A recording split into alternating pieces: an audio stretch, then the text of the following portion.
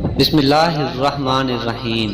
قارون کے خزانے کے متعلق آپ نے تاریخی حکایات اور محاورے تو ضرور ہی سنے ہوں گے۔ یہ وہی شخص ہے جس کا ذکر اللہ تعالیٰ نے قرآن مجید میں نشان عبرت کے طور پر کیا ہے۔ قارون کا قصہ اسرائیلی اور اسلامی دونوں طرح کی روایتوں میں ملتا ہے۔ یہ بنی اسرائیل کا وہی امیر ترین شخص تھا جس کے خزانے کی کنجیاں 300 اونٹوں اور خچروں پر لاد کر جاتے تھے، اور ہر کنجی چمڑے کی ہوتی تھی، جو ایک خزانے کی چابی تھی۔ تاریخ انسانی میں شاید قارون سے زیادہ دولت و ثروت کسی شخص کو عطا کی گئی۔ قارون حضرت موسیٰ علیہ السلام کے چاچا یسور کا بیٹا تھا۔ وہ نہایت ہی حسین و خوبصورت آدمی تھا۔ یہی وجہ تھی کہ بنی اسرائیل اور قبطی لوگ اسے منور کہا کرتے تھے۔ قارون جوانی میں اپنی قوم کا سب سے با اخلاق اور نیک افراد میں شمار کیا جاتا تھا۔ نیز تورات کا بہت بڑا عالم دین بھی تھا، کیونکہ اس کی پرورش موسیٰ علیہ السلام کے سایہ اطفت میں ہوئی تھی، اس لیے وہ کتاب کا علم بھی رکھتا تھا اور اچھی آواز کا مالک تھا۔ وہ تورات خوبصورت انداز میں تلاوت کیا کرتا تھا۔ یہی وجہ تھی کہ لوگ اس کا بہت ہی ادب و احترام کیا کرتے تھے۔ قارون ابتدا میں حضرت موسیٰ علیہ السلام پر ایمان لے آیا، اور جب بنی اسرائیل کو طبیبوں کی غلامی سے نجات ملی تو وہ ان کے ساتھ مصر کو چھوڑ کر سرزمین موعود کی طرف ہجرت کر گیا۔ وہاں اس کے حالات ایک دم سے بدل گئے اور اس کے ہاتھ میں بے شمار دولت آئی۔ دیکھتے ہی دیکھتے وہ اپنی قوم کا امیر ترین شخص بن گیا، جس کا ذکر اللہ تعالیٰ نے قرآن مجید میں کچھ یوں کیا ہے: بے شک قارون موسیٰ کی قوم سے تھا، پھر اس نے ایک قوم پر زیادتی کی، اور ہم نے اس کو اتنے خزانے دیے جن کی کنجی اٹھانا ایک طاقتور جماعت پر بھاری تھی۔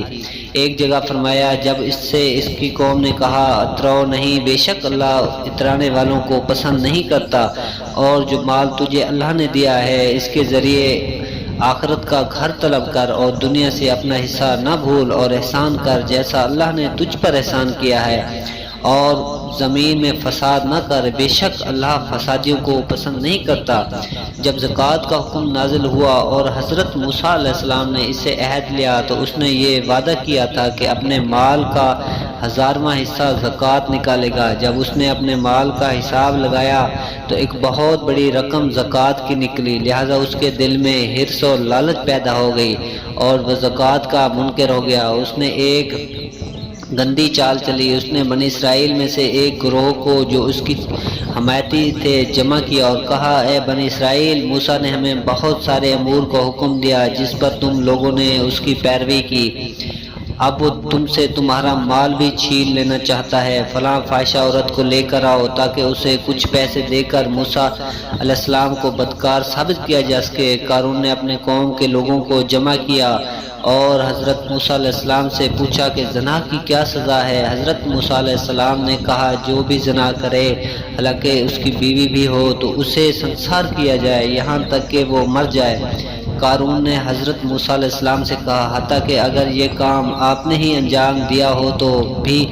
موسیٰ علیہ السلام نے کہا، ہاں، حتیٰ کہ اگر اس کام کو میں بھی انجام دوں تو یہی حکم ہے۔ قارون نے کہا، بنی اسرائیل یہ گمان کرتے ہیں کہ آپ نے فلاں فاحشہ عورت سے زنا کیا ہے۔ حضرت موسیٰ علیہ السلام نے فرمایا کہ اس عورت کو میرے سامنے لاؤ، لہٰذا وہ عورت بلائی گئی تو آپ نے فرمایا، اے عورت، اس اللہ کی قسم جس نے بنی اسرائیل کے دریا کو پھاڑ دیا اور عافیت و سلامتی کے لیے دریا کے پار کر فرعون سے نجات دلا دی، سچ کہہ دے کہ واقعہ کیا ہے۔ حضرت موسیٰ علیہ السلام کے جلال سے عورت سہم کر کانپنے لگی اور اس نے مجمع عام میں صاف صاف کہہ دیا کہ اللہ کے نبی، مجھ کو قارون نے کثیر دولت دے کر آپ پر بہتان لگانے کے لیے آمادہ کیا ہے۔ اس وقت حضرت موسیٰ علیہ السلام آپ دیدہ ہو کر سجدہ شکر میں گر پڑے اور بحالت سجدہ آپ نے یہ دعا مانگی کہ یا اللہ، قارون پر اپنا قہر و غضب نازل فرما دے۔ لہٰذا وہ تمام لوگ جو قارون کے ساتھ تھے وہ اس سے جدا ہو گئے۔